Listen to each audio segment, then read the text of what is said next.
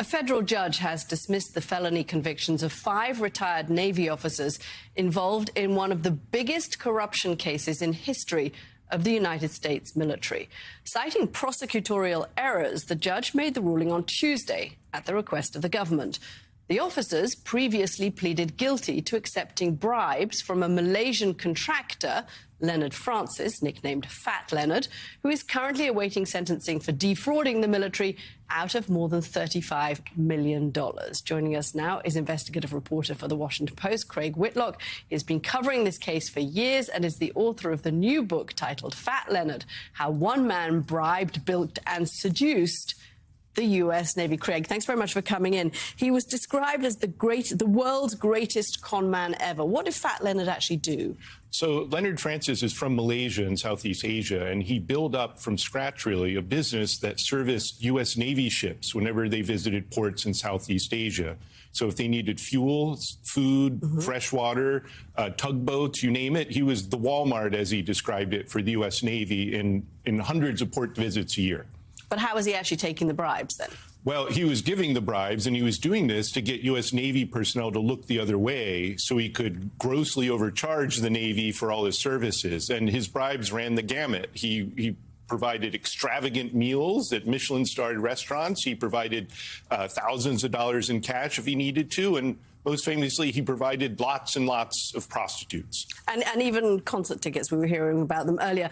2015, Fat Leonard is arrested and he's put under house arrest. Why wasn't he sent to jail if he was wrapped up in this big Navy conman scheme? He was originally sent to jail, was in there for a few years, but then he developed cancer, kidney cancer. But again, Leonard's one of the world's greatest con men, and he conned the judge, a federal judge, and the Justice Department into thinking he was dying. And so they let him out on a medical furlough under a house arrest in which he paid for his own security guards and he paid for his own rent. And it was this crazy situation where, again, he was stringing the U.S. government along into thinking he was cooperating with them when he was really setting him up for a race for freedom. Yeah, he cut his ankle, breaks it, and slipped out of the country. OK, so he's only one part of the story. The other part of the story, I think, which is more interesting in terms of this week, is the fact that there were these Navy officers who were involved. What did the Navy do about the realization that it had a corruption problem on its side? This is the biggest corruption scandal in U.S. military history. And when Leonard Francis was first arrested, they didn't know how deep it went. The Justice Department investigated almost 1,000 people. There were 36 people indicted. As my book reveals, there were more than 90 admirals who came under investigation in this case over a 10-year period. So this spread all the way up the chain of command in the U.S. Navy. John, I mean, it's an incredible story. It reads like a movie script because Fat Leonard even managed to get the commanders to redirect the ships to the ports he controlled so that he could then make sure that he had a take on all of this. Odds are it will be a movie script at some point soon. I'm thinking. Craig, congrats on the book and the option that we just secured for you. Let's tell us just like, what has the Navy done in response? Now, let's go big picture. Like, this was such an extraordinary case. But are more safeguards being put in place? Are more measures being implemented to prevent something like this from ever happening again?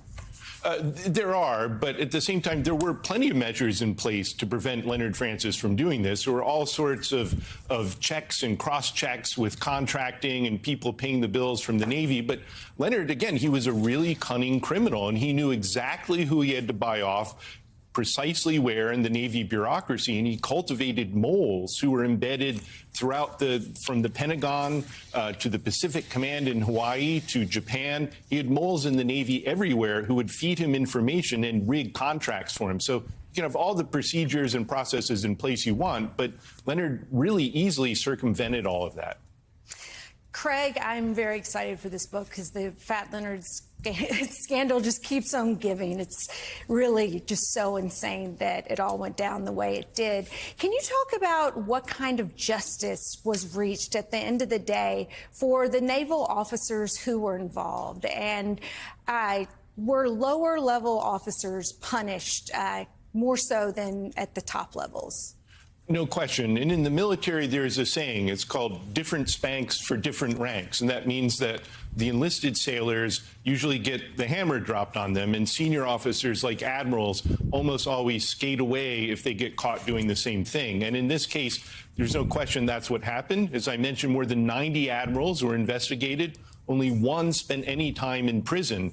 In fact, he became the first admiral on active duty to be convicted of a federal crime. So it's very rare for people at the top to get in trouble, but much more common for the enlisted sailor to have to pay the price. Just an extraordinarily sprawling and compelling tale, Caddy.